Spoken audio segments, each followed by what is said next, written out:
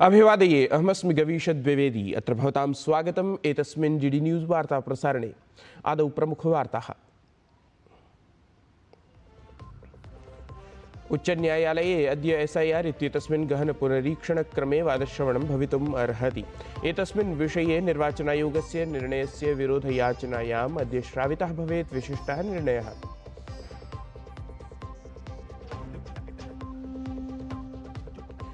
भारतस्य अध्यक्षतायाम् आयोक्ष्यमाणाय 18 ब्रिक्स शिखरसम्मेलनाय अद्य लोकार्पितं भवेत् चिह्नं वेब पटलं च। विदेशमन्त्री डॉ एस जयशङ्करः कुर्यात् एतयोः लोकार्पणम्।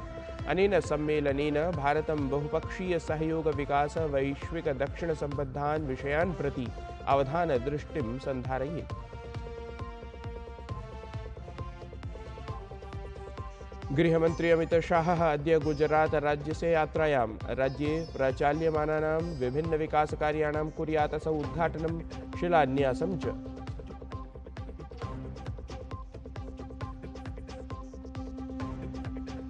ईरान देशेन सह व्यापारकर्तृषु देशेषु डोनाल्ड ट्रम्प इत्यसौ प्रतिशतं 25% वाणिज्यिकं करम् उद्घोषितवान्। जनसञ्चारमाध्यमेषु एषा उद्घोषणा प्रकाशितं गता।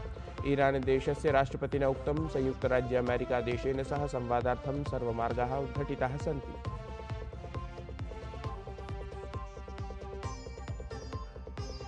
खेल मन्त्रालयेन राष्ट्रिय खेल प्रशासनाधिनियमेन सम्बद्धाः नियमाः अधिसूचिताः।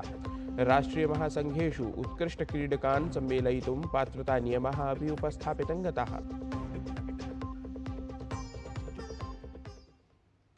सम्प्रति वार्ताः विस्तृतीकृताः।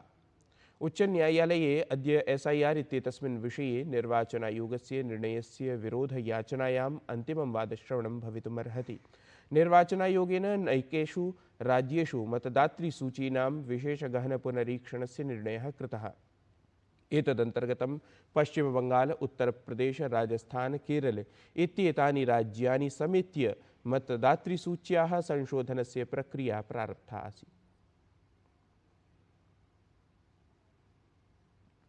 भारत जर्मनी प्रतिनिधिमण्डलस्तरीया वार्तायां महत्वपूर्णविषयेषु सहमतिः सञ्जाता। उभौ देशौ महत्वपूर्णेषु खनिज आर्थिक रक्षोद्योग सहयोगपरेषु वैश्विककौशलसहमत्यां च संयुक्ताशयघोषणापत्राणाम् आदानप्रदानं कृतवन्तौ। प्रधानमंत्री तत्र कथितवान् यत् चांसलर मर्ज इत्यस्य प्रथमायाः आधिकारिक एशिया यात्रायाः प्रारम्भः भारतात् जातः। प्रधानमंत्री उक्तवान् उभावपि देशौ विभिन्नक्षेत्रेषु सहयोगम् अग्रे वर्धिष्येते। बढ़ते व्यापार और निवेश संबंधों ने हमारे स्ट्रेटेजिक पार्टनरशिप को नई ऊर्जा दी है। हमारा द्विपक्षीय व्यापार अब तक के अपने सर्वोच्च स्तर पर पहुंच चुका है और $50 बिलियन के आंकड़े को पार कर गया है। 2000 से अधिक जर्मन कंपनियां लंबे समय से भारत में मौजूद है। ये भारत के प्रति उनके अटूट विश्वास और यहां मौजूद अनंत संभावनाओं को दर्शाता है। प्रधानमंत्री नरेंद्र मोदी ह्यः जर्मनी देशीयेन चांसलर पदासीनेन फ्रेडरिक मर्ज इत्यमुना समम् अहमदाबादनगरे इंडिया जर्मनी CEO फोरम इत्येतस्मिन् प्रख्याते मञ्चसम्बद्धे कार्यक्रमे सहभागितां कृतवान्। एतस्मिन् अवसरे उभयोः देशयोः शीर्षोद्योगपतयः व्यावसायिकनेतारः चापि सहभागं कृतवन्तः। अथ व्यापारनिवेशप्रविधिसहयोगान् इतोपि दृढयितुं विचारविमर्शं कृतवन्तः। तत्रैव प्रधानमंत्री मोदी अथ चांसलर पदासीनः मर्ज इत्येषः च भारत जर्मनी देशयोः मिथः अर्थगतां सहभागितां शीर्षस्तरे प्रत्यानेतुं स्वीयां प्रतिबद्धतां पुनरावर्तितवन्तौ।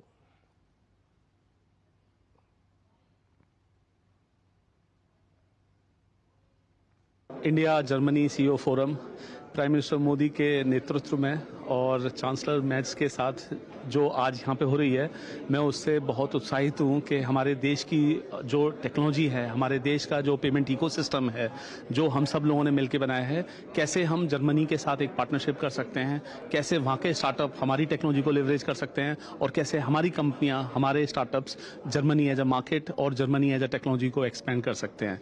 ये एक CEO फोरम जिसमें हमें बहुत ही नामी ग्रामी उद्योगपति और उनके जो सारे साथ लोग आए हैं उनसे मिलने का मौका मिल रहा है। मैं बहुत शुक्रगुजार हूँ प्राइम मिनिस्टर मोदी के नेतृत्व में। जो भारत ने अपनी जो टेक्नोलॉजी प्रोग्रेस करी है वो एक अपॉर्चुनिटी है पावरेज दिखाने की कि हम किस तरह से यूरोप, जर्मनी उनको सपोर्ट कर सकते हैं मेड इंडिया टेक्नोलॉजी के साथ।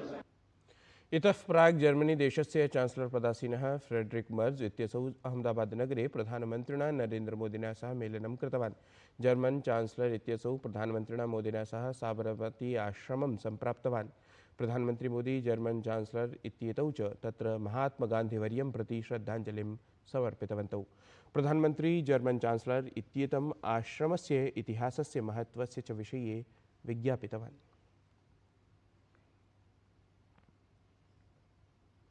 प्रधानमंत्री नरेंद्र मोदी उक्तवान् यत् देशस्य जेन ज़ी इति युववर्गः स्वशक्त्याः साद्गुण्यार्थं शक्तिरूपेण प्रयोगान् करोति इति। सामाजिकसञ्चारपटले प्रधानमंत्री उक्तवान् यत् भारतीययुवकाः स्वच्छ भारत, हर घर तिरंगा, मेरी माटी मेरा देश, नशामुक्त भारत सदृशानाम् अभियानानां नेतृत्वम् अकुर्वन्। प्रधानमंत्री केन्द्रीय मंत्रिणः जी किशन रेड्डी इत्येतस्य एकस्मिन् वार्तापत्रे लिखितस्य लेखस्य उल्लेखं कृत्वा वक्तव्यमिदं प्रकाशितवान्।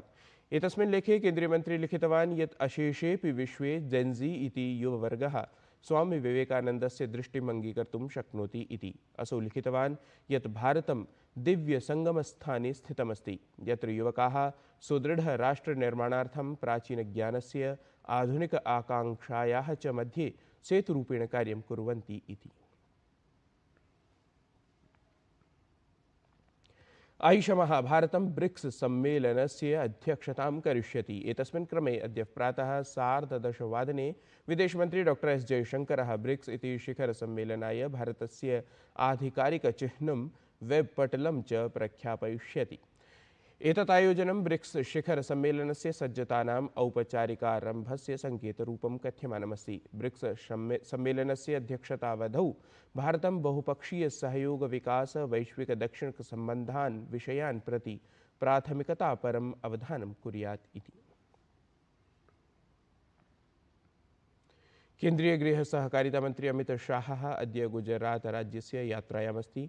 एतस्मिन् अवधौ असौ राज्ये विभिन्न विकासकार्याणां समारंभं करिष्यति।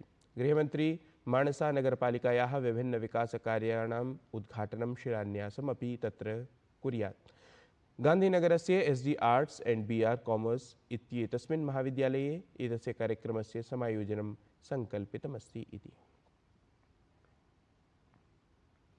जवाहरलाल नेहरू विश्वविद्यालयस्य नवमे दीक्षांत समारोहे उपराष्ट्रपतिपदासीनः CP राधाकृष्णन् वर्यः, केन्द्रीय शिक्षा मंत्री धर्मेन्द्र प्रधानः च सम्मिलितौ जातौ।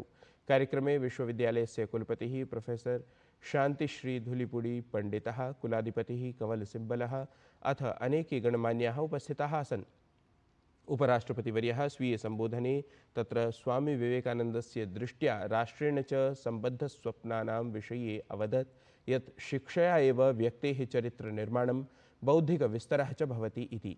असौ छात्रान् प्रेरयन् अवदत् यत् वास्तविकशिक्षया एव मनुष्यः स्वपदे स्थातुं समर्थः भवति।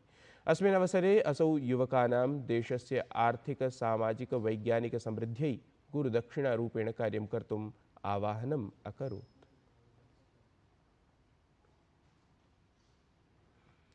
केन्द्रीय शिक्षा मंत्री धर्मेन्द्र प्रधानः जवाहरलाल नेहरू विश्वविद्यालयस्य नवमं दीक्षांत समारोहं सम्बोधयन् विश्वविद्यालयं समयात् पूर्वमेव विचारस्य प्रयोगशालारूपेण वर्णितवान्। अनेन प्रधानमन्त्रिणः नरेन्द्र मोदिनः सन्तुलितस्य नॉलेज इकोसिस्टम इत्येतस्य दृष्टौ चर्चा कृता, अथ शोधनवाचारयोः महत्त्वाय बलं प्रदत्तम्। JNU अपने समय से काफी आगे सोचने वाला एक प्रयोगशाला रहा है। राष्ट्रीय शिक्षा नीति 2020 में जिन प्रिंसिपल्स को फॉर्मलाइज किया गया, उन्हें जेएनयू ने बहुत पहले ही अपना एकेडमिक फिलोसफी का हिस्सा बना लिया था। माननीय प्रधानमंत्री श्री नरेंद्र मोदी जी ने निरंतर बैलेंस नॉलेज इकोसिस्टम की आवश्यकता पर बल दिया है। उन्होंने ऐसे नॉलेज सोसाइटी का विजन प्रस्तुत किया है जहां कल्चर, हिस्ट्री, गवर्नेंस और ह्यूमन बिहेवियर पर होने वाला रिसर्च टेक्नोलॉजिकल प्रोग्रेस के साथ कोलैबोरेट करते हुए आगे बढ़ें। भारतं पुनः एकवारं वैश्विक संसदीय मंचे बृहद्दायित्वं प्राप्नोत्। 16 वर्षाणाम् अनन्तरं भारतं conference of speakers and presiding officers of the Commonwealth इत्येतस्य सम्मेलनस्य आतिथ्यं करिष्यति। लोकसभाध्यक्षः ओम बिड़ला इत्येषः संसूचितवान् यत् 28तमं CSPOC सम्मेलनं दिल्ल्यां श्वः आरभ्य अस्य मासस्य 16 दिनाङ्कं यावत् प्रचलिष्यति, यस्मिन् कॉमनवेल्थ सम्बद्धदेशानां 60 वक्तारः, पीठासीनाधिकारिणः च भागग्रहणं करिष्यन्ति। सम्मेलनस्य उद्घाटनं प्रधानमन्त्री नरेंद्र मोदी करिष्यति। सहैव सम्मेलनस्य अध्यक्षतां लोकसभाध्यक्षः ओम बिड़ला इत्यसौ करिष्यति। इतः प्राक् भारतं 10-2000तमे वर्षे अस्य प्रतिष्ठितसम्मेलनस्य आतिथ्यम् अकरोत् इति। राष्ट्रीय स्वयंसेवक संघस्य प्रमुखः मोहन भागवतः नवदिल्ल्याम् आयोजिते एकस्मिन् कार्यक्रमे भागं गृहीतवान्। एतस्मिन् कार्यक्रमे असौ संघे सततं जायमानेषु परिवर्तनेषु मुक्तकण्ठेन चर्चां कृतवान्। एतन्मध्ये अनेन स्पष्टीकृतं यत् जनाः चिन्तयन्ति यत् संघः परिवर्तमानः अस्ति, परञ्च कथनमिदम् असत्यमस्ति। अयं संघः अधुना नवीने रूपे विकसति। कार्यक्रमावधौ मोहन भागवतः राष्ट्रीय स्वयंसेवक संघस्य 100 यात्रायां निर्मीयमाणे चलचित्रे अथ तस्य चलचित्रस्य गीतेषु अपि स्वकं विचारम् उपस्थापितवान्। जो संघ नए नए रूप में विकसित होता है, लोगों को लगता है बदल रहा है, लेकिन वो बदल नहीं रहा है, वो क्रमशः प्रकट हो रहा है। जैसे किसी बीज में से जब अंकुर निकलता है तो उसका रूप, और फल फूलों से लदा उसी से बना वृक्ष, इसके दो रूप अलग अलग है, लेकिन वो बीज से समानार्थी है। वैसे डॉक्टर साहब का जीवन यानी संघ का विचार, संघ की भावना, सब कुछ। शताब्दी के समय ऐसे कोई फिल्म बन रही है, उसके गीतों का लोकार्पण है, तो जाना चाहिए, ये स्वाभाविक बात है। ईरान देशेन सह व्यापारकर्तृषु देशेषु डोनाल्ड ट्रम्प इत्यसौ प्रतिशतं 25% वाणिज्यिककरम् उद्घोषितवान्। जनसञ्चारमाध्यमेषु एषा उद्घोषणा प्रकाशितं गता अस्ति। ईरान देशस्य राष्ट्रपतिना तावत् एतस्मिन् सन्दर्भे उक्तं यत् संयुक्तराज्यामेरिका देशेन सह संवादार्थं सर्वमार्गाः उद्घटिताः सन्ति इति। खेल मंत्रालयेन राष्ट्रीय खेल प्रशासनाधिनियमेन सम्बद्धाः नियमाः अनतिचिरमेव अधिसूचिताः। राष्ट्रीय महासंघेषु उत्कृष्टक्रीडकान् सम्मेलयितुं पात्रतानियमाः अपि एतस्मिन् क्रमे एव प्रकाशितं गताः इति अवधानयोग्यः विषयः।